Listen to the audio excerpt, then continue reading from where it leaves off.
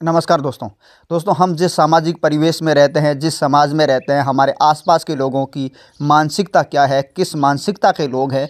क्योंकि आमतौर पे कभी-कभी कुछ इस प्रकार की खबरें आती हैं, उसके बाद हमें कहीं न कहीं हम ये बात सोचने पे मजबूर हो जाते हैं कि हमारे पास में भी क्या इस प्रकार के लोग हो सकते हैं क्या?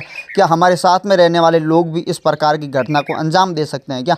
क्योंकि ये जो आज की जो कहानी मैं आपको सुनाने जा रहा हूँ, ये कहानी कुछ इसी प्रकार की है। दरअसल दोस्तों, बात आज से 2 दिन पहले की है। बात 17 मई की है और 17 मई के सुबह तकरीबन 5 बजे जैसलमेर ज़िले के भनियाना कस्बे के रहने वाले धन सिंह अपने घर से बाहर निकलते हैं। सुबह के तकरीबन 5 बजे थे और धन सिंह देखते हैं कि अपने पड़ोस के घर हेम सिंह आपको बता दें कि धन सिंह के बड़े भाई थे।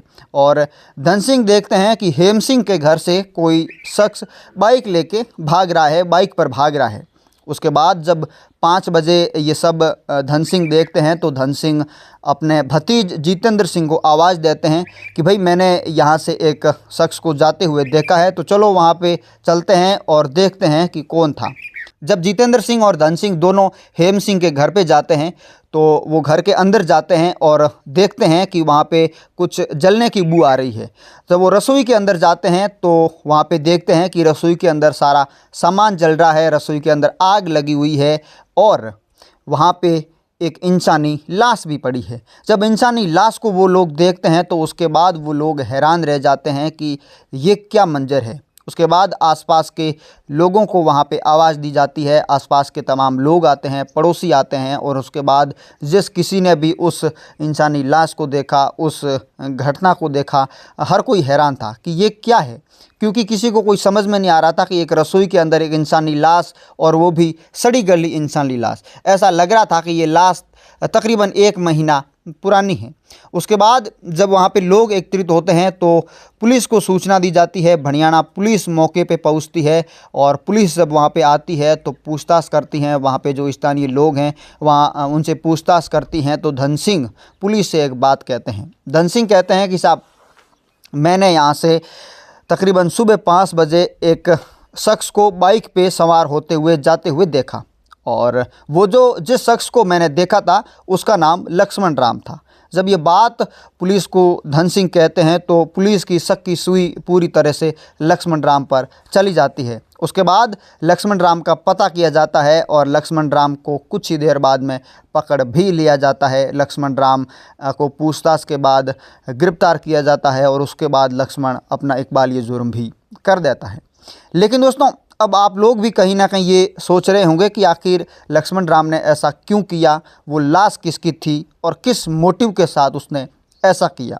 दरअसल दोस्तों, लक्ष्मण राम ने ऐसा क्यों किया यह तो मैं आपको नहीं बताऊंगा, लेकिन लक्ष्मण राम 16 मई को शमशान के अंदर जाता है और वहाँ पे वो देखता है कि तुरंत मौत किसकी हुई है। तब वो देखता है कि आज से तकरीबन 40 दिन पहले रेवत राम मेघवाल की मौत हुई थी और उन्हें जलाया नहीं गया था बल्कि उन्हें दफनाया गया था। तब वो रेवत राम मेघवाल की बॉडी को बाहर निकालते हैं। उसकी जो उनको दफनाया जाता है तो वो मिट्टी वगैरह हटा करके उसकी बॉडी को बाहर निकाला जाता है और उसके बाद वो बॉडी को वहाँ से उठा करके हेम सिंह के घर पे रसोई में लाता है और वहाँ पे रख देता है। लक्ष्मण राम 16 मई की शाम व 17 मई की सुबह को इसीलिए चुनता है क्योंकि उस दिन उनके घर पे कोई नहीं था। हेम सिंह भी अब इस दुनिया में नहीं है और उनके जो बाकी परिवार के जो सदस्य हैं वो उस दिन घर पे नहीं थे। उसके बाद वो लक्ष्मण राम उस लाश को वहाँ पे लाता है, गैस की टंकी को वहाँ पे लाता है और उसकी ये कोशिश थी कि किसी तरह से यहाँ पे इस गैस की टंकी को फोड़ना है। लेकिन लक्ष्मण राम उसमें सफल नहीं हो पाया। टंकी पर वो आग लगाता है, आग ज़रूर लग जाती है लेकिन गैस सिलेंडर फूटता नहीं है।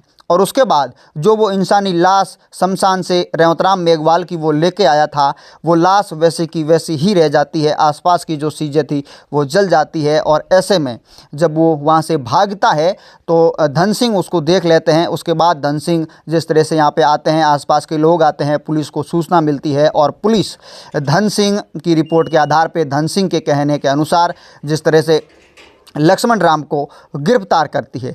जब ये पूरा मामला सामने आया तो आसपास के लोग कहीं ना कहीं हैरान रह गए। हर कोई, जिस किसी ने इस कहानी को सुना तो हर कोई ये सोचने पे मजबूर हो गया, क्या हमारे बीच में इस प्रकार के लोग भी हो सकते हैं। क्योंकि आप देखिए, लक्ष्मण राम की उम्र महज 20 साल है और 20 साल की उम्र के अंदर जिस प्रकार का उसने जो कृत्य किया है, जिस विकृत मानसिकता का उसने जो परिचय दिया है, उससे हर कोई कहीं ना कहीं सोचने पे मजबूर है, क्या हमारे बीच में भी इस प्रकार के लोग होते हैं क्या। दरअसल दोस्तों, अब आप लोग भी ये सोच रहे होंगे कि आखिर लक्ष्मण राम ने ऐसा क्यों किया, किस मोटिव के साथ, किस मकसद के साथ उसने इस घटना को अंजाम दिया। वैसे दोस्तों, आमतौर पे भणियाना गांव व आसपास के क्षेत्र के लोगों को, लगभग सभी को ये मालूम है कि लक्ष्मण राम ने ऐसा क्यों किया, किस मोटिव के साथ किया और किस वजह से किया। लेकिन पुलिस की एफआईआर के अंदर भी इस बात का जिक्र नहीं है।